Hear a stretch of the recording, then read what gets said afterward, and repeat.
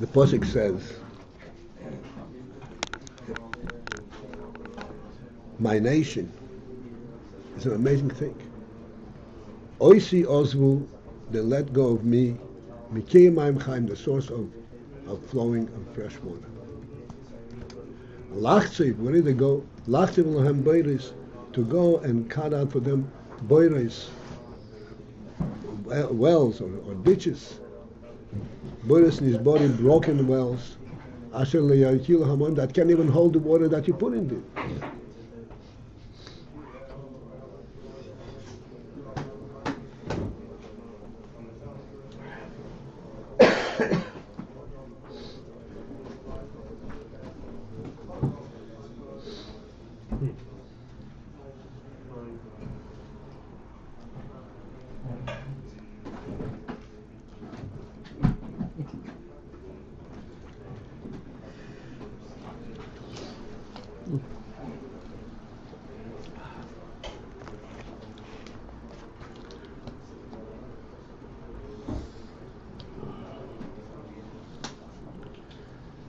Yeah, there's no need to elaborate. We're constantly talking about this.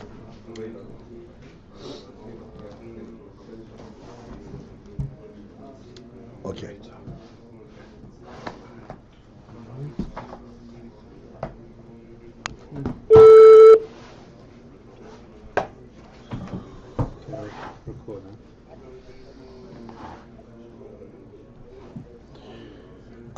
Okay.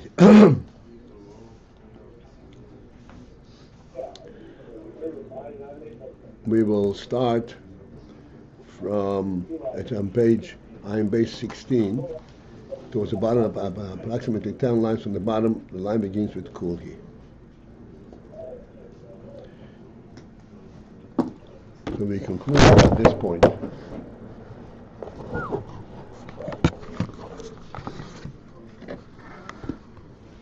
The machshava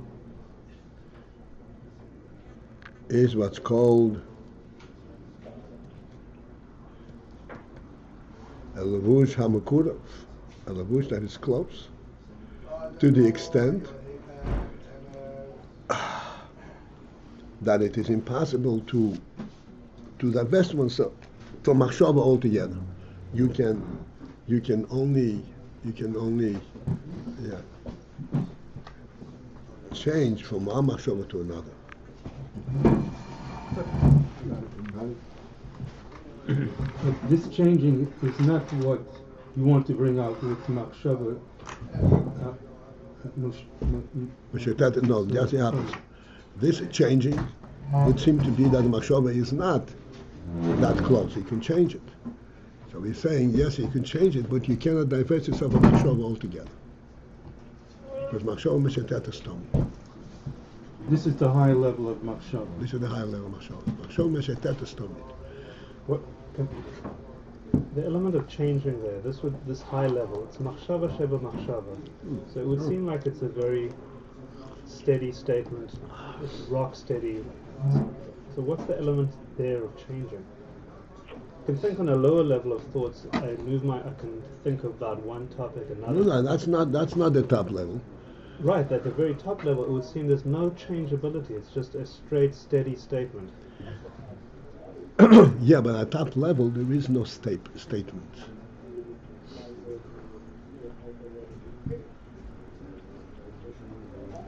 A statement of machshava can be changed.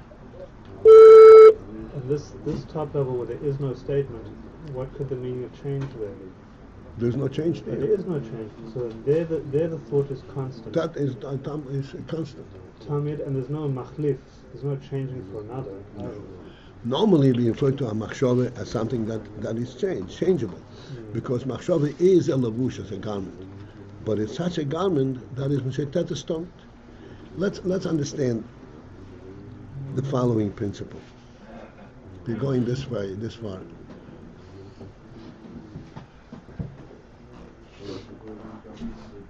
You cannot divest yourself of machshava totally. Yet there's the other level, so to speak, of machshava, that you could change from one thought to another. This level of machshava that you could change, is it called machshava or is it something different? Sechel. What? Sechel. No, sechel is the content, but the thought, the thinking, the engagement. This is also a levush hamachshava, a levush hanefesh, a levush hamachshava. It's also thought.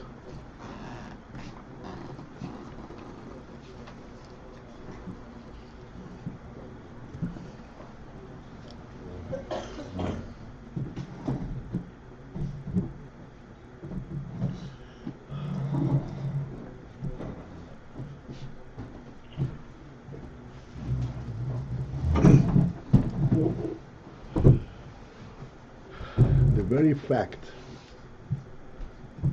that a machshava can be focused in one thing or another thing shows that it is only a garment. Because Etzem HaNefesh cannot be focused in different things. Etzem HaNefesh is Etzem HaNefesh. So it's only a garment.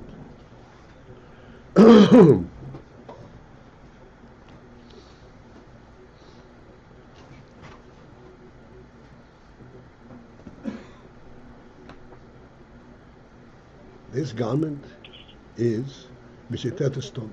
It's constantly Mishetet. Now, you asked about this exchange of the garment. The exchange of the garment, what is its relationship to the Etzem HaMachshava and to the Nefesh?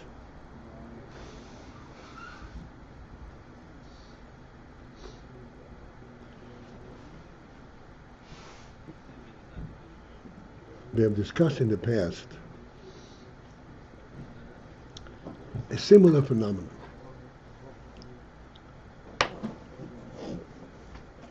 That a person can move from one place to another to another. They can move to places that are totally dissimilar from one another. And yet he can acclimate to these new places. And we explained what is in fact the underlying reason for the fact that he can acclimate in those places. It is that he sees it from a deeper level. Well, all of these places are actually similar, very similar. Their differences are not even noticeable. They don't even exist.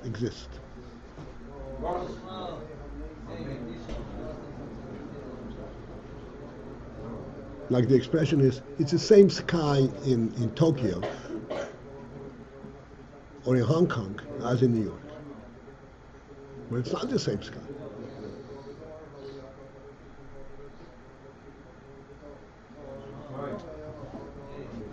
This transfer for a person from one place to another is based on his awareness of this similarity, even though it's different to different places completely. This similarity is not the fact that they are similar. It's not like two cups are similar.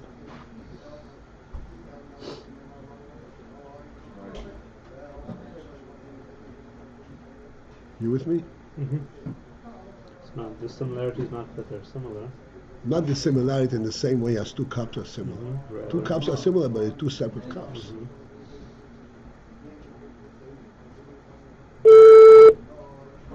The similarity that a person recognizes and observes and is able to transfer himself is not the similarity element, but it's the sameness element. Uh-huh. You understand the difference between same and similar. Yeah. Rabbi Paltiel, it's a little hard to hear you today. Maybe you'll put the phone a little bit closer to you? Yeah, sure. Okay, Shlomo is taking care of it. So this sameness seems like it would apply also to thought at a certain level. 1 minute. How is it same? How is it same? And I want you to put on your thinking cap now. How is it same? It's two different places. How is it the same?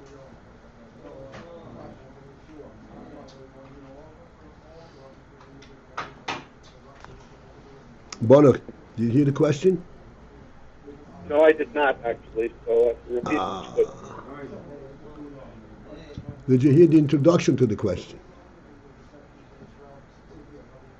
Well, we're talking about changing my color from one color to another.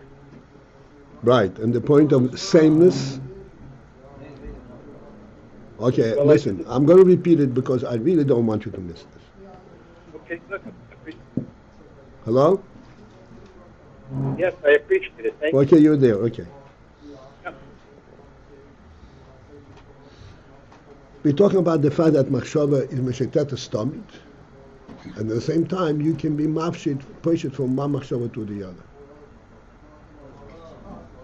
And we said that when you push it from one machshava to the other, both of these qualify with the term machshava. It's not that that level where you can change it is not called machshava anymore. It's called dibur or something like that. It's also a machshava.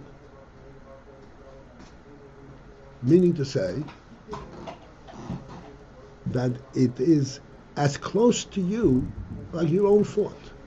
Not a strange thing. You think about something else. It is your own thought. You're fully engaged in it as on a personal basis. That's how we think. Thinking means that you're fully engaged in it on a personal basis. My whole being is experiencing this thought more than any other occupation of a person. And yet you can change it from one thought to the other.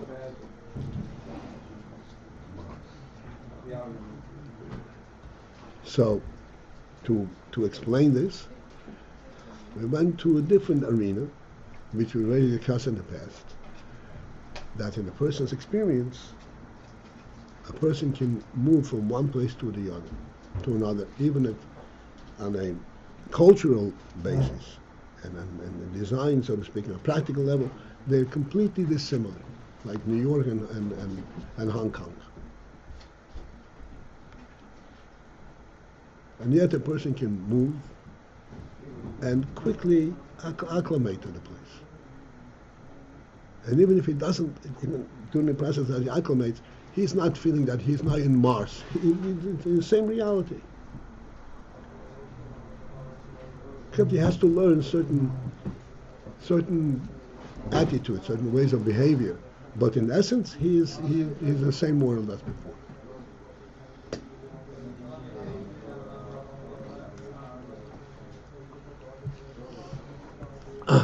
Like we said, that one of the things that allows a person to move around the world is that it's the same sky.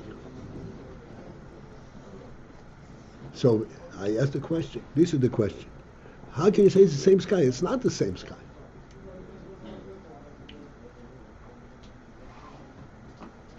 It's the sky on New York is straight above New York. The sky in Hong Kong is right above the Hong Kong. It's a completely different place.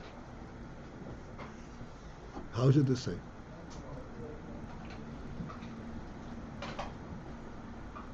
They're connected. Going back, I got it. I got the question. It's round. The world is round. It's one. So what? It's one place. You're in New York. Are you also in Paris? It depends. It depends Okay, how you Yitzchak. look at it. Okay.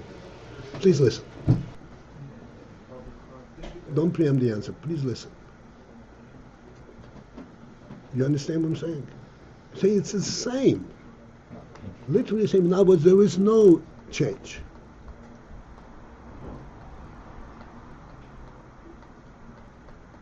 And this is why it could be on Shoma, say tetastomit. It is constant because it is actually seeing the same thing all the time. But it's not the same thing.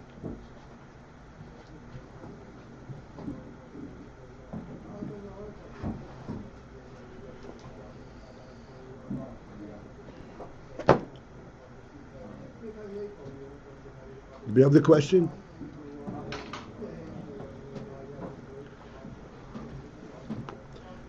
Got the question. What? You got the question. All right. And here's where I'd like you to, what we really want to understand.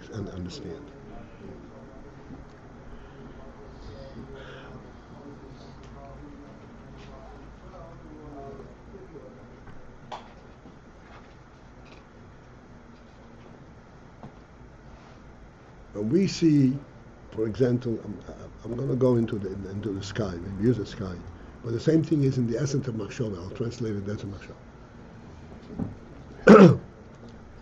That's an interesting thing.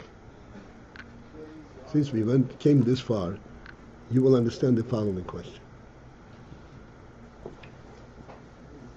The sky, as you said, the sky is the same all over. Certainly similar.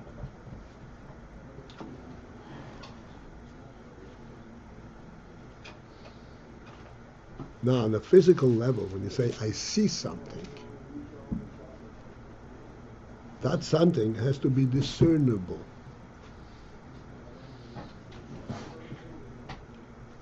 Has to be identifiable, has some means of identifying it.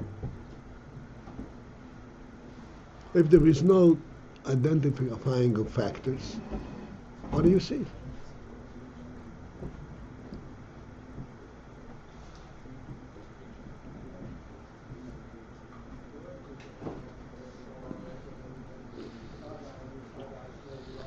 This is something which we discussed in the past on a different angle. You know what you see?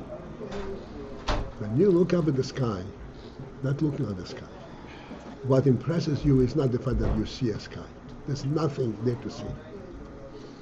You see that there is a creator. There's a reality.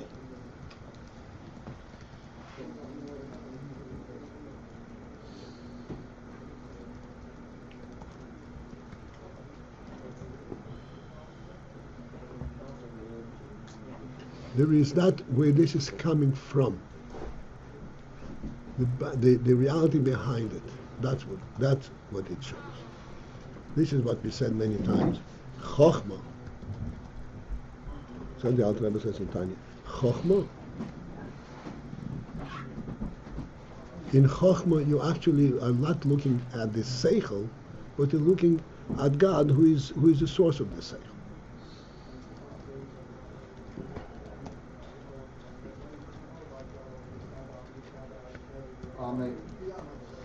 That is the same wherever you look.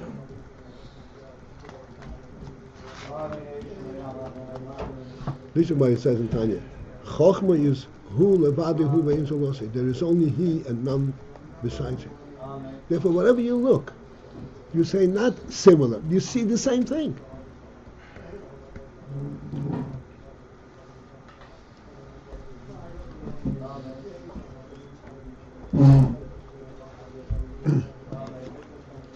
The reason that the sky permits us, gives us the ability to orient ourselves in any place on the globe, any place in the world, is because that allows us to stay focused on the truth, on the creator of the world.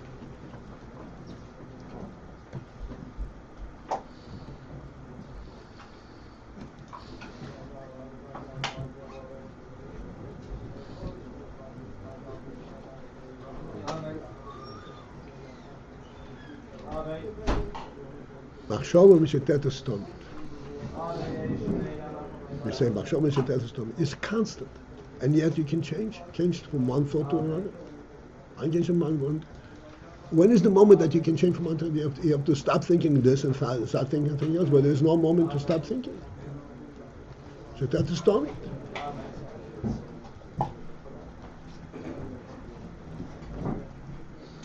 What is the answer? That whatever thoughts come to your mind have one single source. It's essentially the same thought. The change is only the levush for the machshava itself. You think about the same. You think about the same person. You think from his right side, from his left side, from his front, from his back. You think about the same person. When you see a person walking in front of you, and you recognize him, you see Daniel walking in front of you. Oh, this is Daniel, and you think, oh, this is Daniel's back. When you see him front, and oh, this is Daniel's face. No, you see this is Daniel, right? You never saw yourself, so but you look at I look at Akiva. As a matter of fact, yesterday on Shabbos, I saw somebody walking behind somebody else and calling him, and I said, "I recognize you from the back." No, that's something else. Recognizing something else. But when you see somebody, are you seeing a back or are you seeing a person? Because when you see somebody, you see with the chochmah, you see with the sechel. You're seeing what you're seeing, not just the. If he's blocking you, say your back is blocking me. But if you're actually identifying him, you see him, because it's the same reality.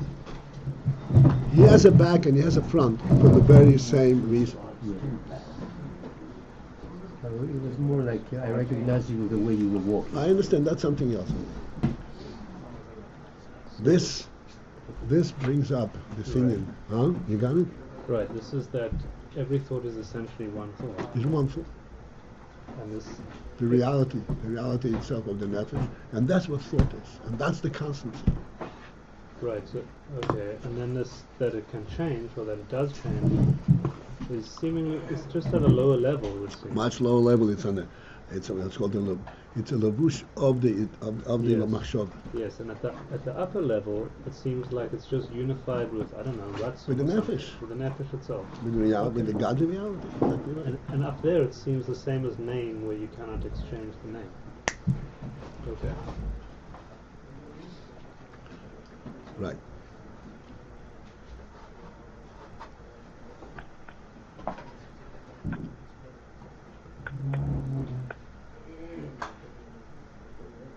Okay, there's obviously a lot to be elaborated on in this, but I'm glad we got to this point. This is very, very, very, very, very significant. Sorry, Yana, what did you say about the name? That we started with the way your name is to yourself, does not get exchanged. Yeah. And then we talked about thought that does change. Mm-hmm. But now we came to a level of thought which is so, the unity of thought from which everything comes, there it's similar to name where it doesn't get switched.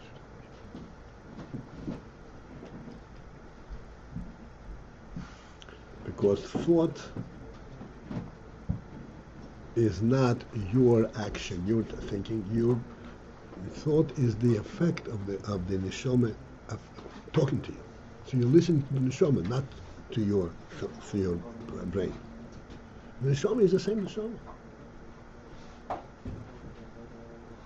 That's what thought is. And like negative thoughts, like that's coming from your neshama that less than. Those Abamis.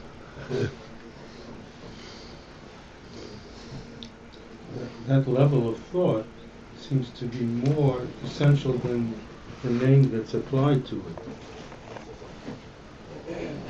The name that applied to what? To the body and the soul together.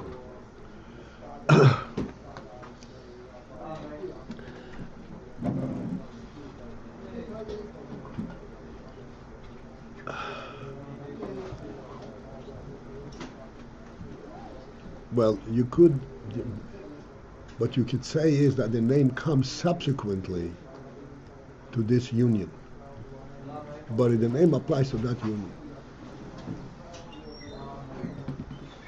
The union with which, as a consequence, you have this machshava mishutetes tomi. Machshava mishutetes tomi. This is the union between the neshama and the guf. That is the union. Right, and that is the name. That was the name is applied.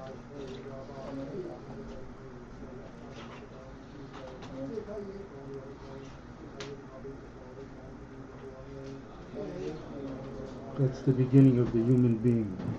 That is the beginning of the human being, and that stays with him throughout his life. We give this unity a name. Yeah, that's what the name is. He said, because this union is not a natural union. This union is affected by godly decree.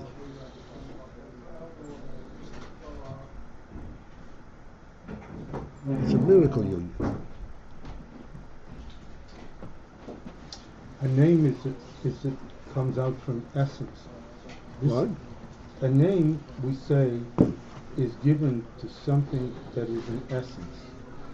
But here, this union is not an essence. It is. By God, that's why I said that the union is due to a godly decree. That gives it an essential reality. The union is not by choice. That's why it's constant. That's why I said constant, because this is something which is joined by godly decree. You cannot be disjoined. If it were by choice, you could be disjoined.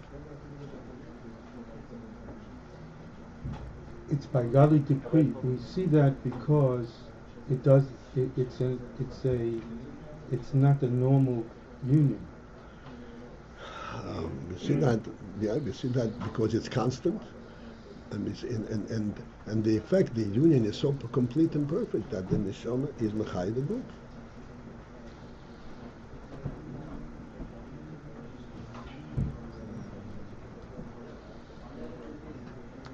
Rabbi Paltiel? Yes, sir. Yes, I don't know if this is in some place that's not appropriate, but we also said Thursday night this is also what we mean, or something it relates to Haidah. So if you maybe could just, now that we're clarifying what this machshava mishutetes is, we also said this is the phenomenon of Haidah. Right. How is that? How does one connect to the other? All right.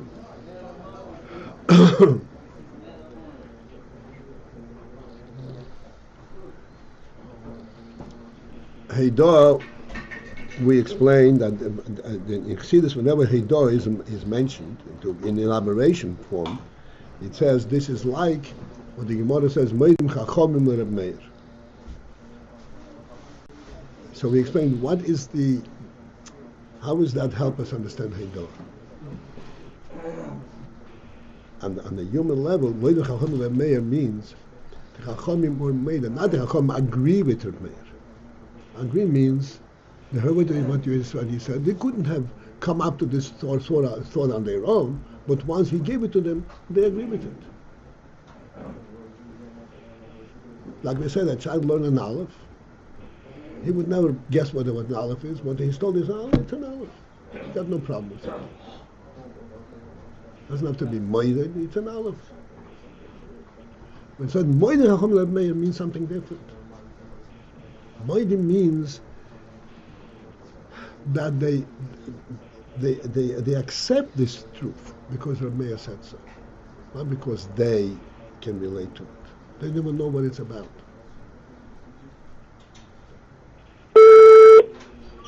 They can't even put it in perspective in their sechel.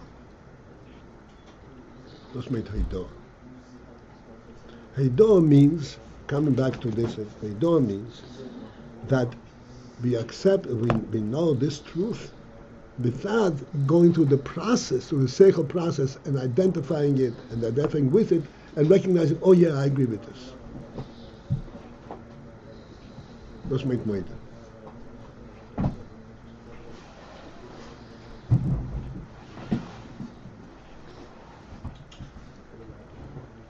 We don't agree with the Torah. When it came to giving the Torah, we said, Nasa v'nishma. How can you agree if we never studied it? So you don't really know what it is that you're accepting. You don't even know what, yeah, that's right. If you don't know what you're accepting, what does that mean? You're accepting it not because you're accepting, but because of the giver.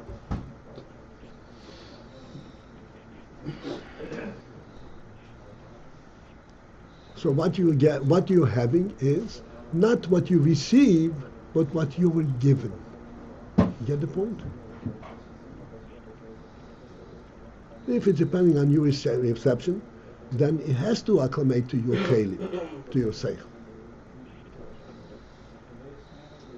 But here, you are getting it, you're relating to it from a different angle completely. From the giver's angle. That's a nasa v'nishma.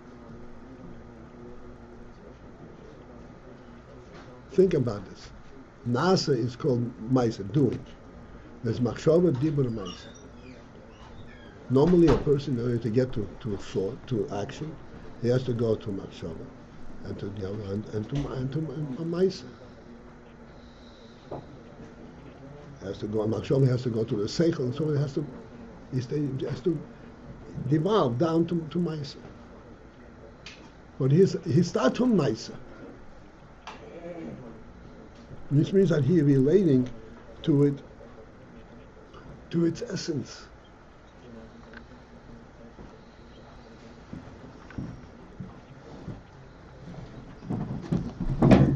He's relating to its essence. I missed the last point. What's the last leg here? He's relating to its essence? Yeah. The essence is the giver's position, the giver's presence.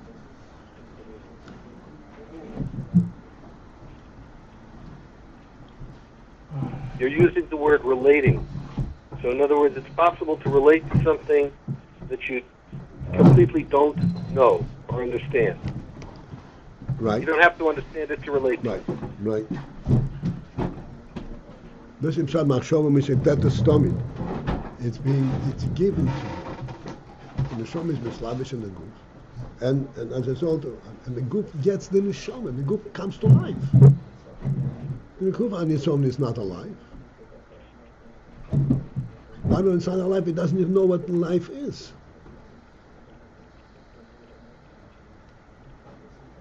And he becomes. So he becomes. The machshava mishetetes is what is being given, or it's the phenomenon of accepting it. That's what it feels like to accept it. It's accepting from the perspective of it being given, because if it goes through the process of acceptance, it cannot be torment. Any acceptance has a moment of judgment, of evaluation, identifying. Could you say that the body receiving the neshama is the ultimate case of nasa v'nishma? That's right. And if the body is resisting it, he is in trouble. If there is any obstruction in the body, like the Alter Rebbe explains, if the blood flows normally without any obstruction, then a person is perfectly healthy. If there's any obstruction, then the life in the neshama does not reach him.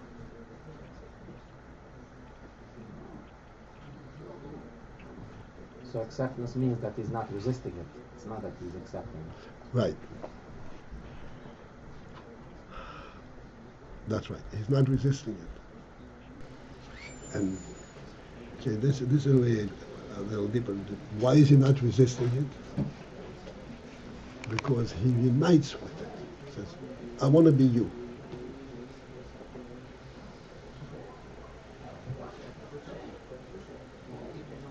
I want to be you at my level, but I want to be you.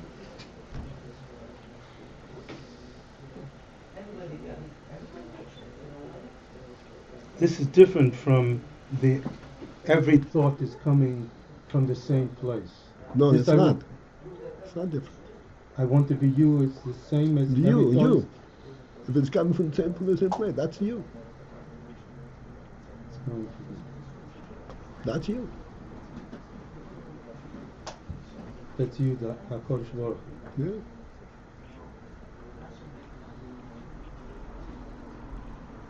That's why it says the same place. An interesting thing, we have a, so to speak, a tangible or an experiential illustration of this truth. You find that you can move from one place to another in the world, totally dissimilar at every level, except on its essential level. What are you relating to? The essential level. What's the essential level? This is what God created.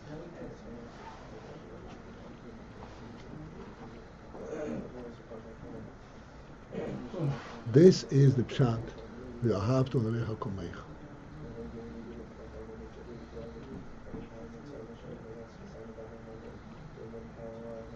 We all have the same father.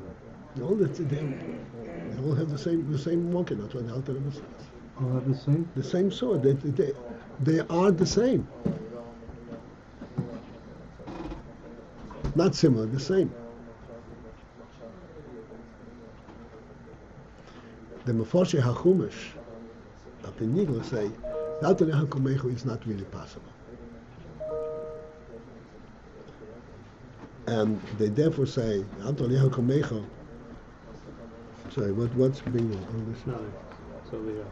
The Alter Rebbe HaKomecho, so many explain, the Alter Rebbe HaKomecho, l'reacho, that you wish for your friend the same as you wish for yourself.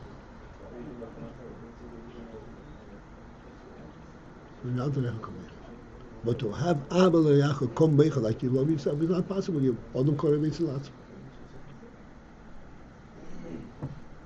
Person is closer to himself. But and at Nigel that's like not possible because they're two separate entities. But with the Aveda from Chassidus, it's possible.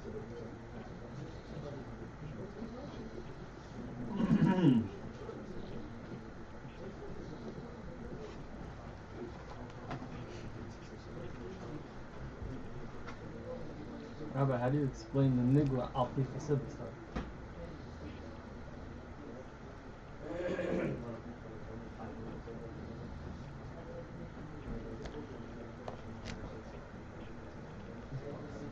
Well, the watch is not correct.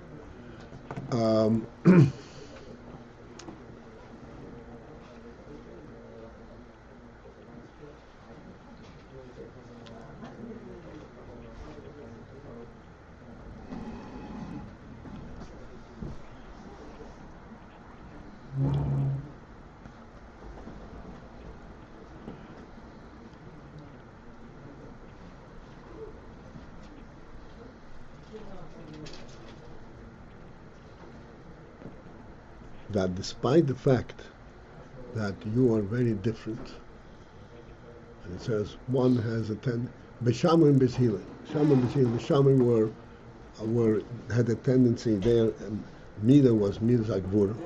Beshila there, Midas Chesed.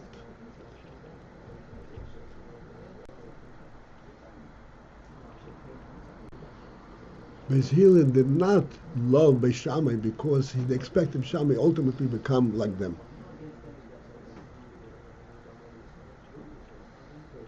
They never expected that. They knew that all the way up there, they are different. Beshamai will always stay good, and Beshila will always stay Beshila. How do they love each other?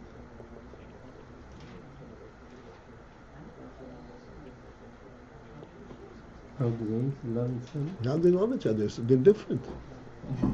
But they're different forever. Not that maybe after interaction you'll become like me.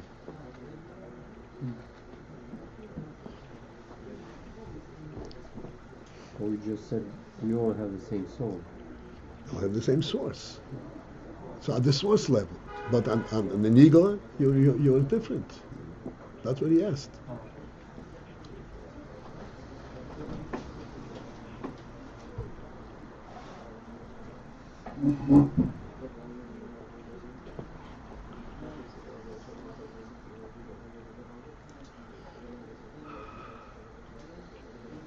Okay.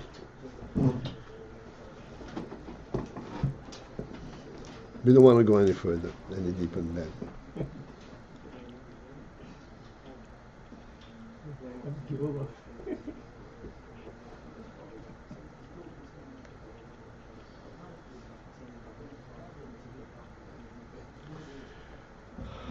Yeah. So I said we'll start from the line that begins with kuli. It's approximately 10 lines from the bottom. On page AyinBase 16.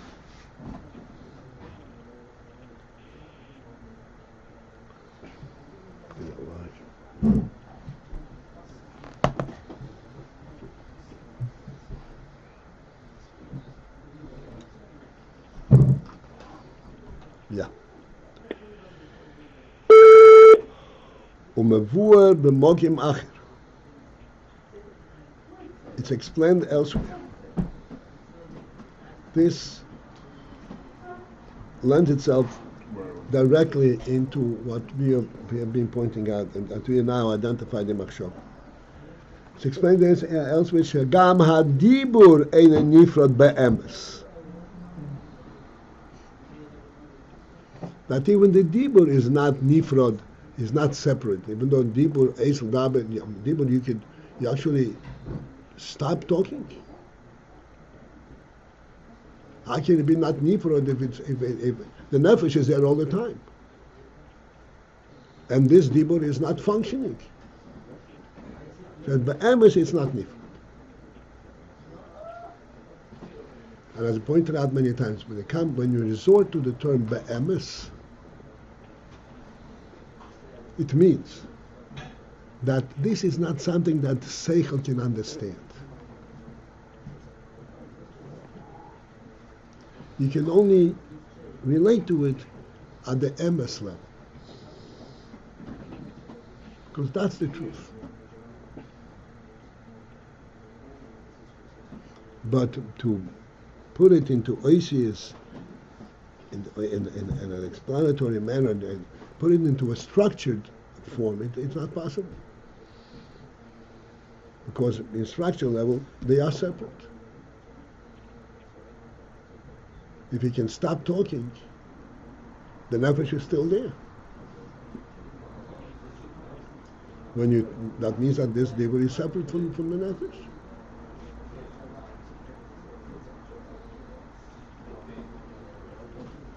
But be'emes, on the level of truth, which is, as I said, higher than that which sechel can conceptualize.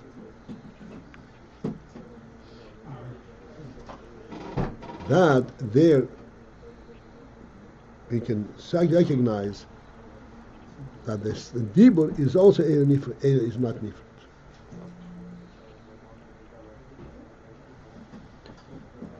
V'haraya. But there we cannot, as I said, we cannot explain it. We can only demonstrate it. The V'haraya. Sharei hadibur poel kiruv behazulas. Dibur affects a closeness. Behazulas means by the other. Ukmei Adam Godoil, as in the case of Adam God, a great person, Hamedaber im Echod, who speaks to an individual.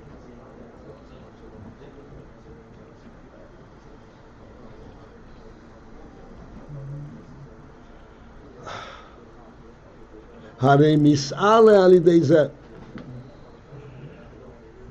So there we can readily recognize and observe this principle that mis'ale alidei zeh, that this individual is elevated as a result of this interchange. Umiskare below, and he comes close to him. As we discussed last time when we learned this. The similar thing, now this thing that we discussed today in the Machshava, this will help us understand what by Dibur. In Dibur, this is even more blatant, because in Dibur, the sound of the words really come out. And the way people communicate on Dibur is, one speaks and the other hears what the sound of the words. So he hears the sound of the word, he doesn't even hear him, his sechel. He hears the sound of the words. A totally separate thing.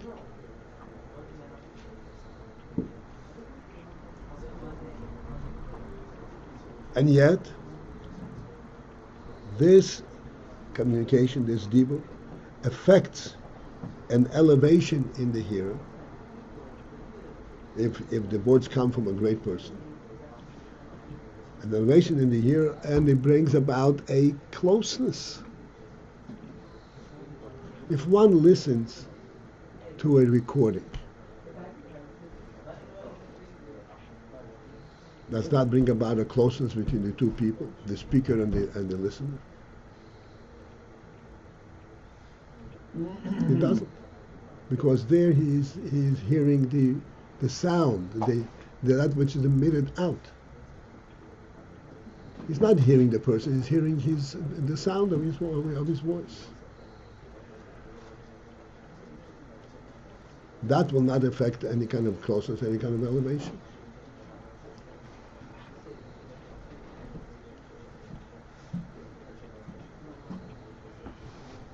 But when he speaks directly, there is the effect, a closeness and an elevation. Why is that? Because in Emes, the dibur is not separate from the person, from the speaker. In other words, when we are speaking and directly, you hear somebody speak directly to you, you're not hearing his words. You're hearing the speaker, the way the words are being pronounced by him. So it's closeness between the two individuals. So I mean, when you say closeness, it's closeness between the two. Between the two individuals. And there's an effect, there's an elevation. There's an effect in this dibur, even though it's an external thing. But be'emes, the dibur comes from a source. The dibur is not created by the speaker externally. He's not speaking like a robot. It's him speaking. And when you hear him speaking, you're hearing, like we said before by Machshava, you're hearing not what he's saying, but hearing him speaking. That is attached to him, and this is how you come close to him. Sorry. Go ahead. He brings two rayas, Misala al Dazeh, Miskaravana. What's the raya from Misala al Dazeh? It could be Miskaravana, that shows that has to do with the speaker, but Misala, what does it show that have to do with the speaker? It could be like what was said, makes sense, and that's why. Okay. So the answer to that is, okay, I believe this is the answer. Hello? Yeah. Maybe you'll repeat the question. It's too hard to hear on the line. The Psalm is asking the question. It says, the Rebbe says, a raya that to dibur mis'ala and miskarev. So the fact that miskarev, that we can readily see that this is the proof that the dibur is connected to the speaker. But mis'ala,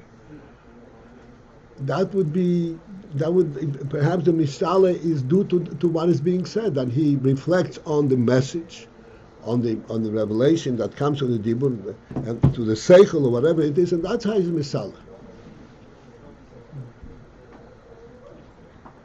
So where is the prior that this is due to the connection with the dibur with the speaker?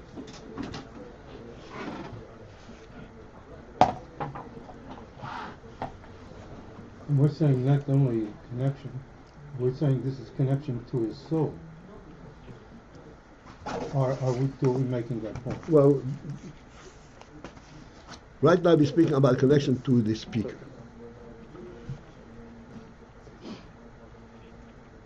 To the speaker, that's what he says. And I think, like we explained, that this is similar to what machshava, that you're listening not to his words, but to what he's saying, the way it comes out from him. And that is connected to him. This is the dibur that's coming out from him. Now, somebody is asking, the mis'ala perhaps is not due to the connection, but is due to what he's saying. He gave you a sechel, and the sechel, and you absorb the sechel, you understand the sechel, that made you, that lifted you up. So,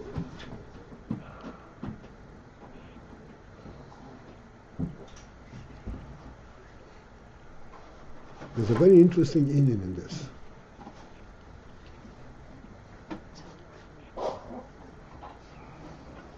And the Ayin is that when one listens, when one is, there's a communication, and the Rav is teaching a Talmud, during that time, the Talmud can understand things. Everything that the Rav is teaching him, even if he's on his own, he would not be able to understand.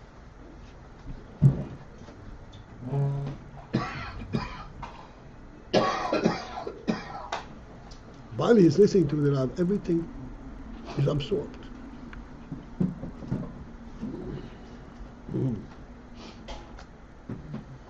Then when he walks away and he tries to review and to make sense of it, he's losing it. He can't do it.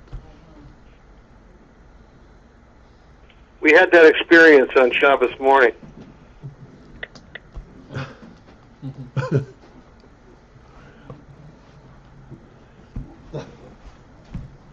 Recently I showed it to I think to you, right? Who did I show? To me. To you. Maimah, that was printed recently from Rebbe. Yes. That says exactly that from Rashab.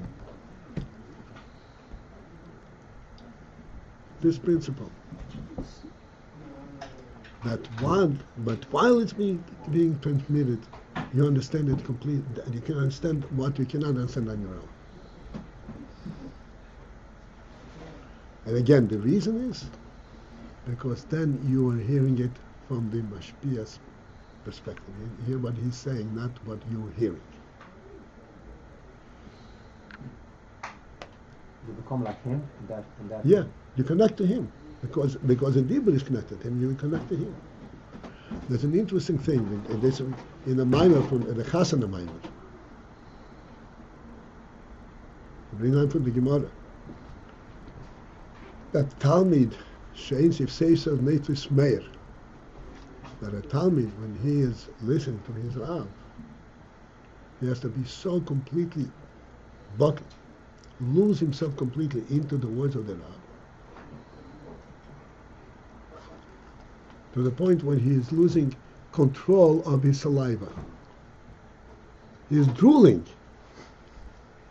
It's not like him. He's a very astute person.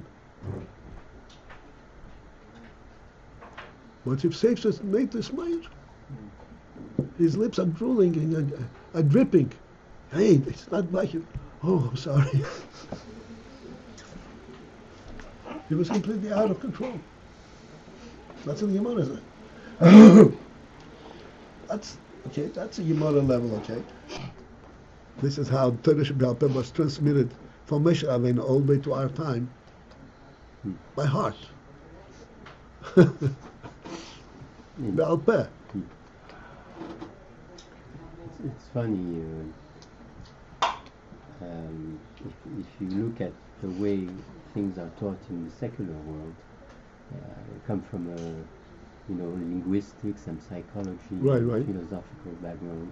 One of the bases of the definition of communication is to say that between what you say and what I hear, there's a difference. There's a gap. Yeah, right. So what we're saying now is that in the situation of a gadol with a Talmud, that difference is nullified. In Torah, that's nullified.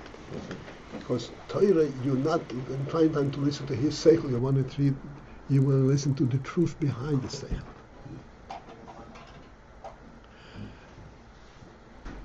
In the secular world, when you hear something from a teacher,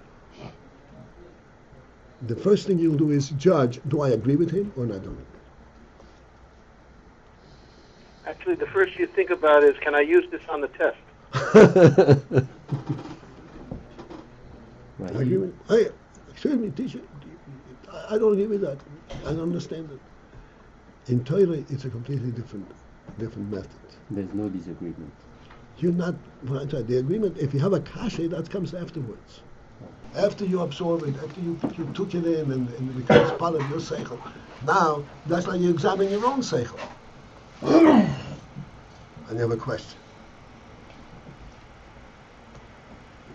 And normally, these questions actually lead you to recognize a deeper Ayin in the sechel. The question are not questions of refutation. It's a questions of elevation.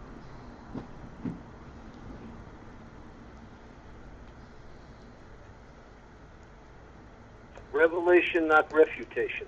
Revelation, that's right. The Gemara says that's what happened ultimately Talmida Yeshem Kulam, because there's a Talmud Hamachkim Es Rabbi.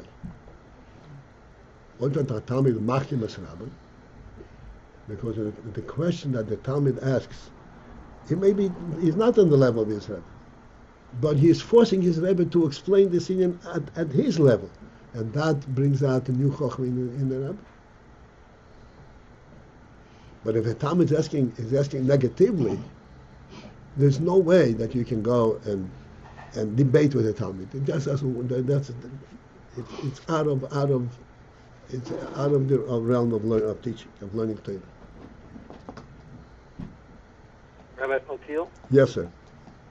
This Inyan that there's a kiruv and an aliyah in the communication between a godel and an ish pashat. So is there also a kiruv? Does dibur effectuate a kiruv even between people at the same level? Does it have to be? It's only when there's a godel and an ish pashat, or any kind of speech communication? Any kind of a kiruv for sure. There's any kind of speech communication. If it's an honest speech, what? It might not be an aliyah, but it's a kiruv. Right. And that's why this brings about friendship. You feel for each other. You feel each other's presence.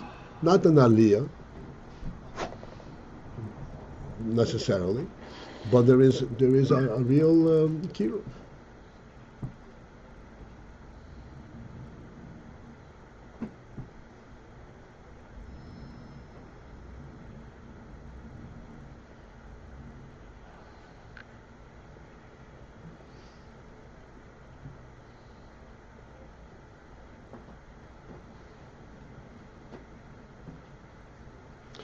Okay, let's learn the next line.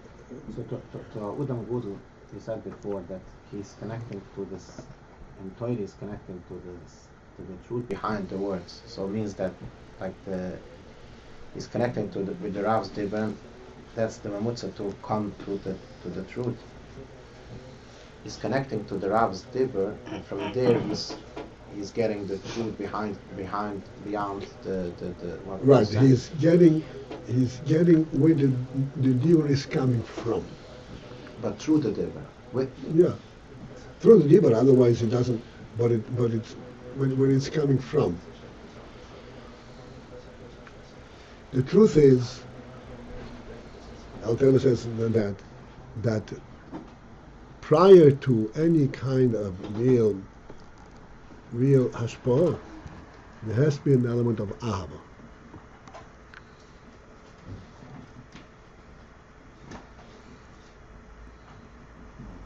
The ahava is what opens up that possibility.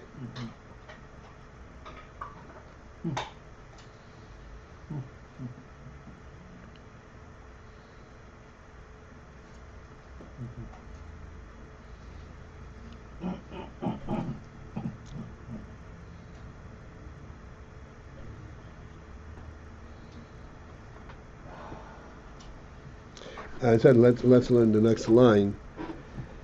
At least we will say that, okay, we're up to this. The Hamoshal, the Hispashtus Hashem Aleze Dover. Therefore, the moshel that we said before by the name, that in a name there is the Etzem Hashem, and then there is Hispashtus Hashem. Aleze Dover, but the name extends further out, and it applied to some object. As we said before, the name of the person is applied to the subject, so that states that this object belongs to this person. So this is also his name. Yet, it is his name, is connected to him, but this is like Harezi Kmiya Dibur. This is like the Inyan of Dibur. This is what started all the way back in the beginning of this parenthesis. This is Kmiya Dibur.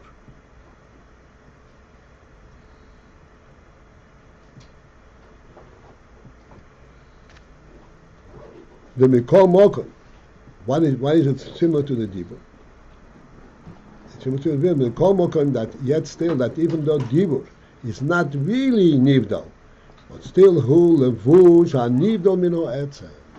It is a garment of the Etzem, but a garment that's Nivdal Mino Etzem, that is separate from the Etzem. This is why it approximates when the name when the name is applied to a separate object, even though that connects the object to the person, but it's still separate. And it's so separate that, if need be, he can sell the object, and then his name is completely removed from it. Clearly, there the name is applied to something separate from the Etzem, even though it connects him it connects the object to the person. So this is like the Dibur. Dibur also connects, but it's still separate. It's a Levush HaNivdal. It's a Levush HaNivdal, Levush that is separate from the person. This Inyan that it's a Levush HaNivdal can be, so to speak, identified with the fact it has to be spoken so that you can hear what he's saying. If he thinks these words, it's not going to happen.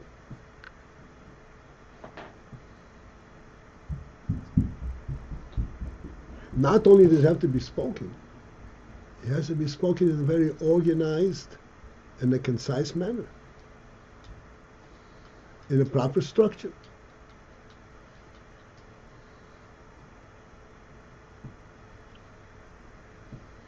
Because the thought and the idea behind it is nivda, is nelam. You don't see it in the Dibur, even though it's connected to it.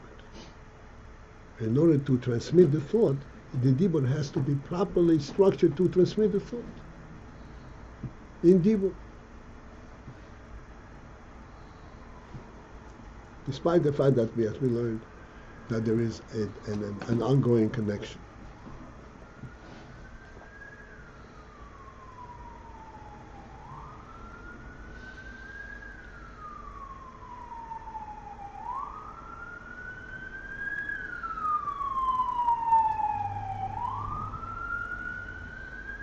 Okay. This was what you said, even though we learned that there's an ongoing connection there. On Friday, you made the point that the koyach hadibur is always active. It's always poised to be used. It's never off. It's always current, even though not necessarily in use. This you brought to explain to us how the emes. This you explained the emes. So how now this other explanation of of that it brings the person close to the one who said it. He hears him. In other words, this him is like the constant that he becomes connected to. So it's not we say that's not a separate. Are we making the point that his own speech is not separated from himself as he speaks? And the proof of it is that he draws someone close to him.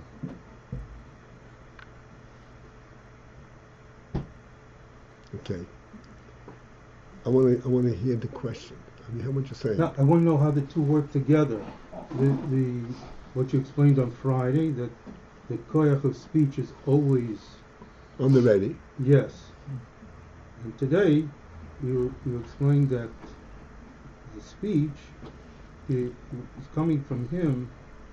So is this him that he's connected to himself, and the proof is that he draws someone close to him? What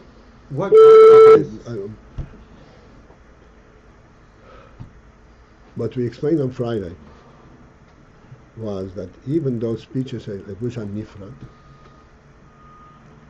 but the whole phenomenon of speaking is something which is united with the person. Just like in the case of the name. We say the name cannot be separated from the person, but it could be separated. You can change the name. So it can be separate because the essence that the person has a name cannot be separate. That's a much higher level than speech. Because a name mamish has to have a name. Speech does not have to be actively pursued at the moment, at all time. But he has that capability. He is always a medaber, even when he is not speaking. What does that mean? That his thoughts are coming through in such a manner that if need be, he can always speak them out. So this is him to himself, and now we're making the point of him to a zula. I mean, speaking out means to a zula. Yes, which means that the principle of speaking out to a zula is something which is inherent in the person.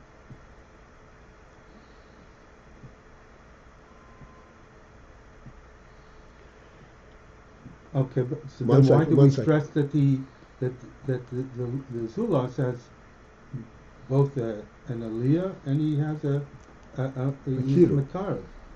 Why do we even stress that? It's really the person himself that it's the same. We're not stressing it. We use it as a raya. You know what a raya means? Proof. It's a proof. It's a proof that it's not totally separate from him. It's not the full explanation of it. Proof means that you have some kind of an external observation.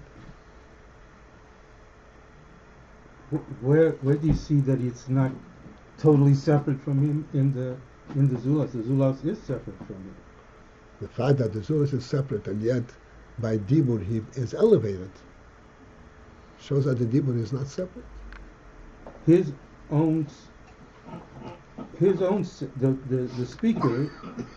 Dibur is not separate from him. It's not separate from the speaker. We see that in the reaction of the Zulas. Mm-hmm. The effect that it has on the Zulas. Mm-hmm.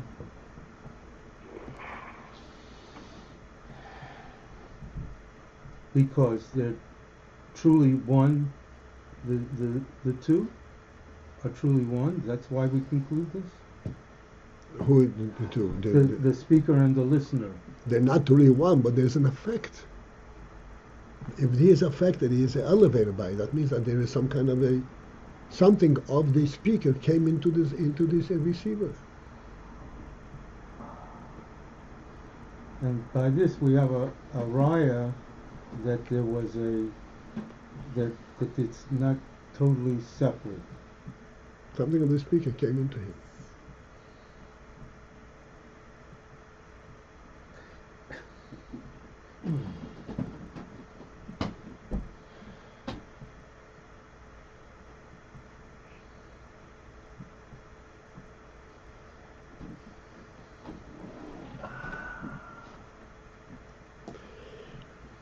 All right. Now it's for you to digest it on your own. Right, obviously.